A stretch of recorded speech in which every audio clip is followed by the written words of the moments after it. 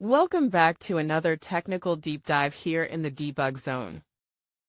Today, we're tackling a big question and breaking it down with insights from other users. Hopefully this clears up some misconceptions and helps you get the answer you need. So buckle up, stay a little curious, and let's jump right in.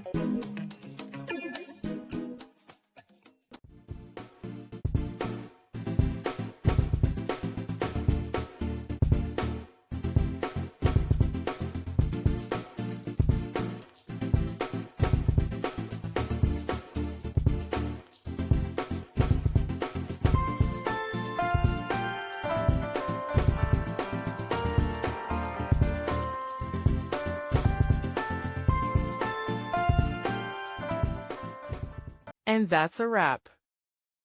I hope you found the answer you were looking for. If you did, take a second to hit that subscribe button. It really helps out.